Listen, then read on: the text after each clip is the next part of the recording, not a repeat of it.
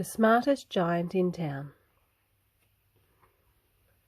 George was a giant, the scruffiest giant in town. He always wore the same pair of old brown sandals and the same old patched-up gown. "I wish I wasn't the scruffiest giant in town," he said sadly. But one day George noticed a new shop. It was full of smart clothes, so he bought a smart shirt, a smart pair of trousers, a smart belt, a smart stripy tie, some smart socks with diamonds up the sides, and a pair of smart shiny shoes.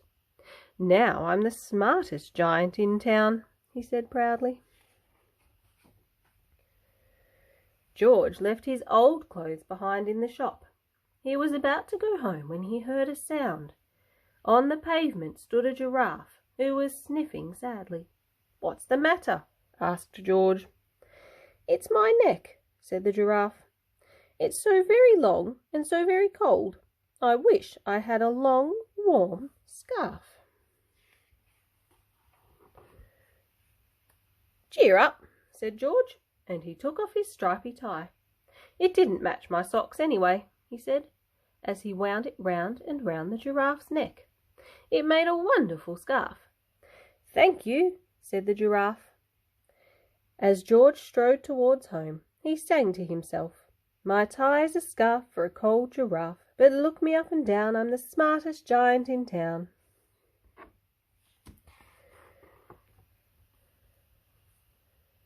George came to a river. On a boat stood a goat who was bleating loudly. "What's the matter?" asked George. "It's my sail," said the goat. "It blew away in a storm. I wish I had a strong new sail for my boat."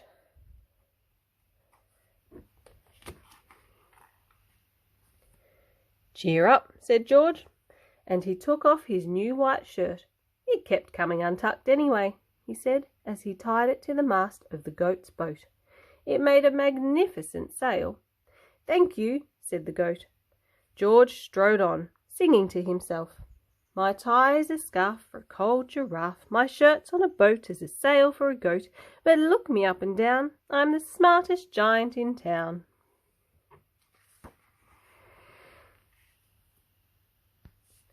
George came to a tiny, ruined house.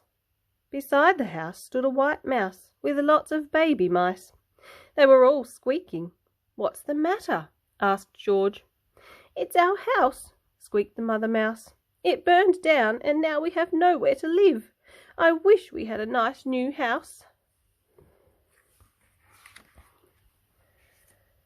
"Cheer up," said George, and he took off one of his shiny shoes. "It was giving me blisters anyway," he said, as the mouse and her baby scrambled inside. The shoe made a perfect home for them.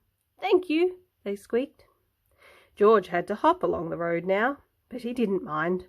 As he hopped, he sang to himself, "My tie is a scarf for a cold giraffe, my shirt's on a boat as a sail for a goat, my shoe is a house for a little white mouse, but look me up and down, I'm the smartest giant in town."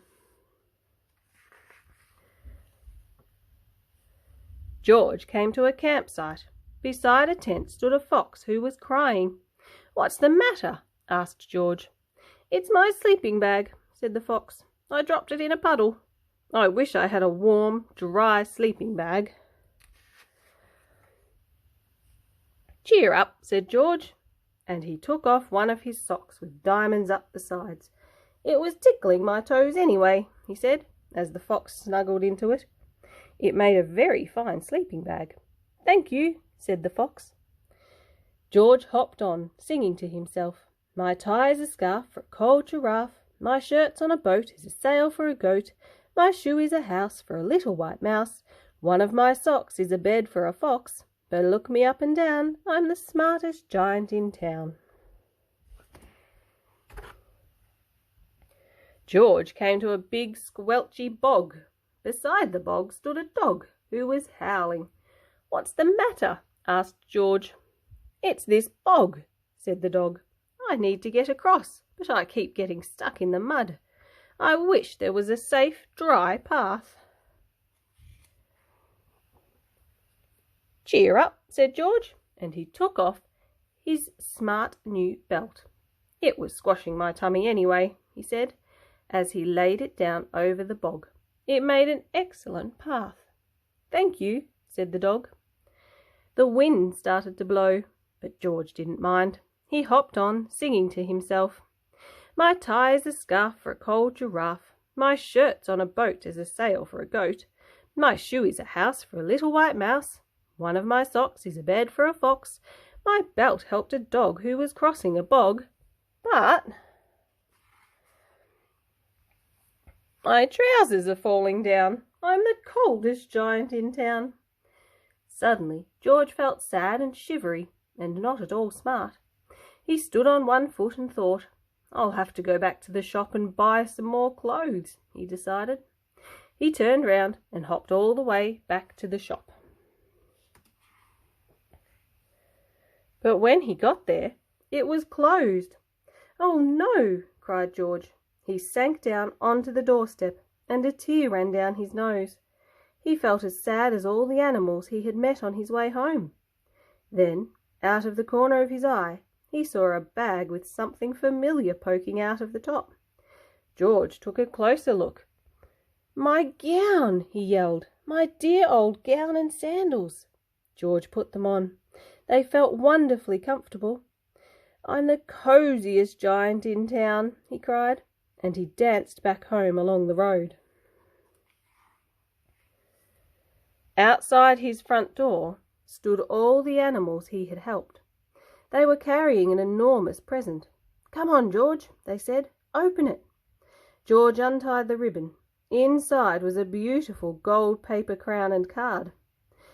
"Look inside the card, George," said the animals. George put the crown on his head and opened the card.